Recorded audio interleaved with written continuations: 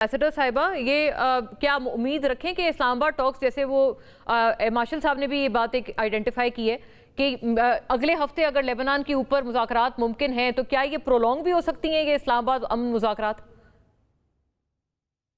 देखिए, इस्लामाबाद मुज़ाकरात जो है, I agree with the panelist के इस वक्त जो है we have to stay positive, लेकिन we must bear in mind कि ये जो मुलाकात है ये इनिशियल एक्सचेंज है।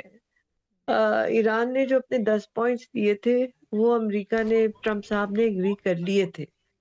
और जो हालात जंग के जा रहे थे उससे पहले, सीज फायर से पहले, देखिए पाकिस्तान की रिक्वेस्ट पे 10 दिन की अमेरिका ने भी सीज फायर को एग्री किया और ईरान ने भी किया। दैट्स करेक्ट जी। लेकिन अब जो हालात हैं उसमें जिस तरह इजराइल ने सदर्न लेबनान पे अटैक शुरू कर दिया है, वो जानबूझ के किया है to provoke Iran, because Iran की जो 6 नुकाती पहले था एजेंडा, उसमें उन्होंने कहा था कि हमारे प्रॉक्सीज को हर्ट नहीं किया जाएगा।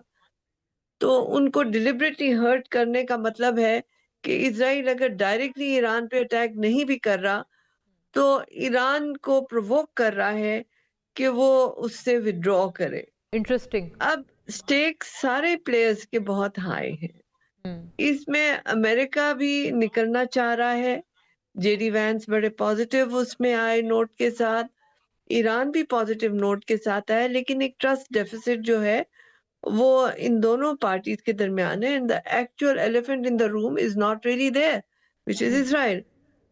सो अब हमें देखना है कि वो किस तरह से आगे चलेंगे, किस तरह आगे वो इंटरेस्टिंग बढ़ेंगे। जी। मार्शल साहब, ये जो एलिफेंट इन द रूम का तस्करा किया है एम्बेसडर साहिबा ने, और एम्बेसडर साहिबा ने चूंकि मार्शल अरशद मलिक के रिमार्क से भी जो इब्तदाई थे उनसे इत्तेफाक करते हुए, would you sir also like talk about this? ये जो कमरे में हाथी है उसको कब तक इग्नोर किया जा सकता है? सबसे पहले मुझे इल्म नहीं था कि नायला साहबा बैठी। मैं आपा नायला का बहुत एहतराम करता हूँ। ये माशाल्लाह इनके होते हुए मेरी राय में कोई वजन नहीं है, ये मेरे लिए बहुत काबिल एहतराम है। देखिए, ये बात तो तय है कि कोई भी फरीक हो वो जंग का मुतहम्मिल नहीं हो सकता, भले वो अमेरिका हो, भले वो इजराइल हो, भले वो लेबनान भी हो। तो इजराइल का जो एक एजेंडा है, जो ग्रेटर इजराइल है, अनफॉर्चुनेटली बदकिस्मती से वो उसको नहीं छोड़ रहा, और उसके लिए, उसको मुकम्मल करने के लिए उसने बदकिस्मती से, आपको पता है कि आज जॉन केरी की बड़ी इंपॉर्टेंट एक स्टेटमेंट चल रही है जिसमें उन्होंने कहा कि जो बाइडेन से लेके कार्टर, रेगन, बुश, सबको इस नेतन्याहू जैसे आदमी ने, जो कि क्रिमिनल है, जो कि वॉर क्रिमिनल है, इंटरनेशनल क्रिमिनल डिक्लेयर्ड है, और न सिर्फ वो बल्कि उसका कैरेक्टर ये है कि कल से उसके खिलाफ करप्शन के ऊपर भी इल्जामात की तहकीकात हो रही हैं। तो आप सहूनी सोच की बात कीजिएगा, यहूदियों की बात ना कीजिए। तो ये बात मोहतरमा की बिल्कुल ठीक है, लेकिन बात यह है कि जो, अगर आपने एक और स्टेटमेंट में आपको रेफर करना चाहूंगा कि जवाद जरीफ साहब का भी एक स्टेटमेंट चल रहा है जिसमें उन्होंने थोड़ा सा ईरान को ये भी कहा है कि तहम्मुल से काम लें और थोड़ा सा गिव एंड टेक पे काम लें।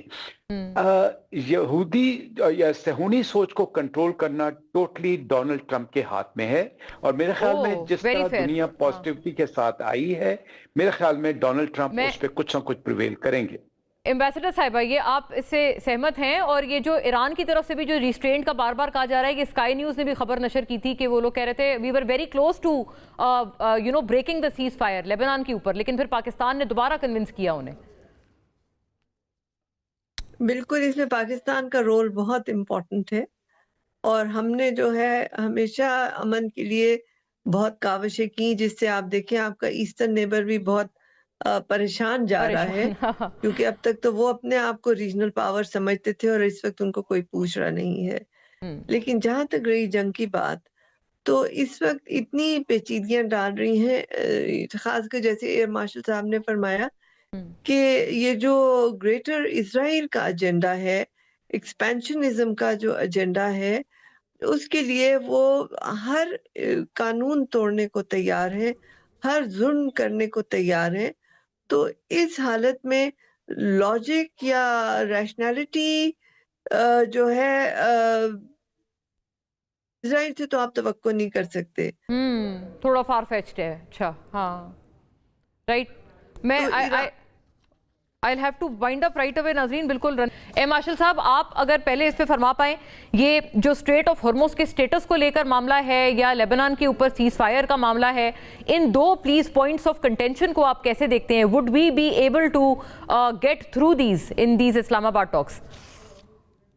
बिस्मिल्लाह रहमान रहीम। मुना, मेरा ये जो जिस नहज पे हम पहुंच चुके हैं और जिस तरफ हम आ चुके हैं, सूरत हाल तो यकीनन संगीन है, वक्त इसके नताइज हकीकी हो सकते हैं। सबसे पहले तो हमें पॉजिटिव रहना चाहिए।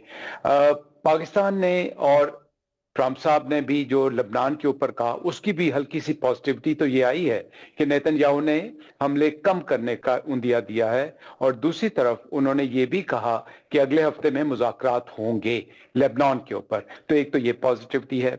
हुर्मुज़ देखें, ये एक संगीन मामला है, ऐसा मामला है जिस पे डेफिनेटली जब टेबल टॉक होगी तो गिव एंड टेक तो होगी।